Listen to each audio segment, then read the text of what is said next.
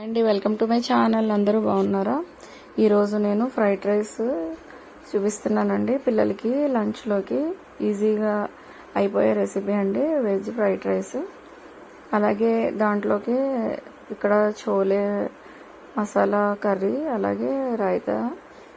ఇప్పుడు చూడండి, ఇక్కడ క్యాబేజీ ఇది చాపర్లో వేసి చాప్ చేసేస్తున్నాను. ఈ చాపర్ ఉంటే ఈజీగా వర్క్ అయిపోతుందండి. లేదంటే ఫైన్గా చాప్ చేయాలంటే పీల్ చేసుకుంటూ ఉండడం లేట్ అవుతుంది. నేను ఇక్కడ క్యాబేజీ ఫస్ట్ రఫ్గా చాప్ చేసేసి చూడండి ఇది చాపర్లో వేస్తున్నాను. ఇలా చాప్ చేసేసి దీంతో ఈజీగా అయిపోతుంది. చూడండి, ఇది మళ్ళీ తర్వాత మనం ఎంత కావాలో యూస్ చేసుకొని మిగతాది మళ్ళీ స్టోర్ చేసి పెట్టుకొని మళ్ళీ నెక్స్ట్ కూడా యూస్ చేసుకోవచ్చు. చూడండి, ఇప్పుడు ఇది తీసేస్తున్నాను. మీరు ఇక్కడ వెజిటేబుల్స్ ఏం కావాలంటే మీ ఇష్టం, మీరు తీసుకోవచ్చు అండి. నేనైతే ఇక్కడ క్యాబేజ్, క్యారెట్, క్యాప్సికమ్ 3 తీసుకున్నానండి. చూడండి, ఇప్పుడు మళ్ళీ అందులో క్యారెట్ వేసేస్తున్నాను. అది కూడా రఫ్గా చాప్ చేసి చూసారా, క్యారెట్ కూడా అయిపోతుంది నాకు. ఈ క్యారెట్ అయిపోయిన తర్వాత చూడండి ఇందులోనే క్యాప్సికమ్ వేసేస్తున్నాను. క్యాప్సికమ్ కూడా ఇలా పొడుగు ముక్కల కింద కోసుకొని ఉంచేస్తే మనం తొందరగా అయిపోతుందండి. ఇదంతా ఈక్వల్గా ఒకటి ఉంటుంది. ఒకే సైజులో మనం ఇప్పుడు కట్ చేసుకున్నా కూడా ఒకటి ఎక్కువ తక్కువగా రాకుండా, అదే పీనర్లో చేసినా ఒక్కొక్కసారి కరెక్ట్గా రాదు. ఇది చూడండి చాపర్లో చాలా కరెక్ట్గా వస్తుంది మనకి. చూసారా, జూలియన్స్లా కట్ అయినవి అంతా. ఇప్పుడు ఇవన్నీ మిక్స్ చేసేసానండి. ఇక్కడ నేను కొంచెం మళ్ళీ సపరేట్గా కొన్ని ఉంచుకున్నాను, కొన్ని మొత్తం కలిపేశాను. ఇక్కడ నేను చూసారా, ఇవన్నీ మొత్తం 3 కలిపేశాను. ఇక్కడ నేను ఒక 4 ఎగ్స్ కూడా తీసుకున్నాను. ఇది హోమ్ మేడ్ పన్నీర్ అండి. నేను ఇంట్లో పాలు ఇరిగిపోతే తయారు చేసి పెట్టాను.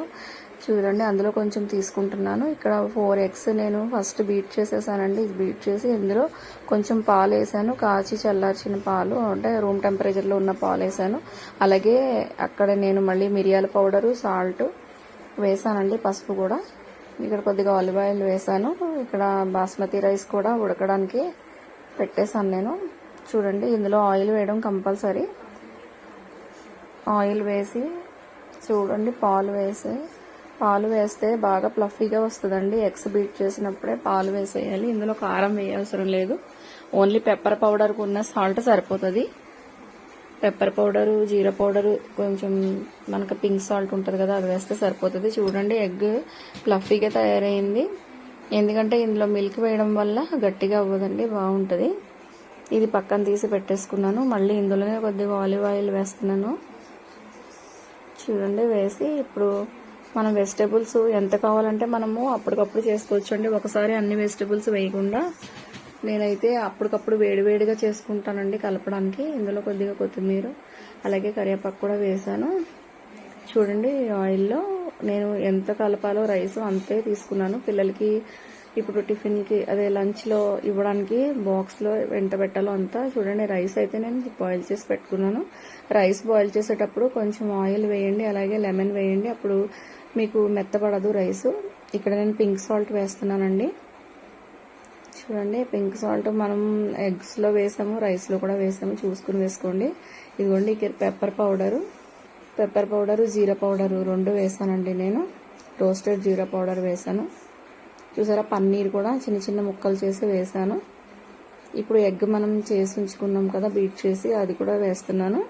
నేను ఇందులో సగం కలుపుకుంటున్నానండి. మళ్ళీ ఎప్పుడు కావాలంటే అప్పుడు మళ్ళీ రైస్లో అప్పటికప్పుడు వేడి చేసుకోకుండా మళ్ళీ కలుపుకోవచ్చు అండి. మనం ఫ్రెష్గా తయారు చేసుకుంటే టేస్ట్ అనేది బాగుంటుంది. అస్తమాటు రైస్ వేడి చేసి తినడం వల్ల కూడా హెల్త్కి మంచిది కాదు. అందుకనే నేను ఎంత కావాలో పిల్లలకి చూడండి ఇక్కడ లంచ్కి ప్రిపేర్ చేసినంత కలుపుకుంటున్నాను. మళ్ళీ మేము తిన్నప్పుడు మాకు ఎంత కావాలన్నట్టు మళ్ళీ అంత కలుపుకుంటే అప్పుడు ఫ్రెష్గా ఉంటుందండి. వేడి చేసుకుంటే అంత టేస్ట్ ఉండదు. రైస్ కూడా చూడండి ఎంత పొడి పొడిలాడుతూ ఉందో. ఇందులో ఆయిల్ వేసాను, అలాగే నిమ్మకాయ రసం, అంటే నిమ్మకాయ స్లైసెస్ వేయడం వల్ల బాగా వస్తుంది. ఇందులో ఇక్కడ నేను కొద్దిగా జీడిపప్పు, అలాగే కొద్దిగా పన్నీర్ కూడా వేసి చిన్న చిన్న స్లైసెస్ ఇది కూడా చూడండి ఫ్రై చేసి దీనిపైన వేస్తున్నాను గార్నిషింగ్కి.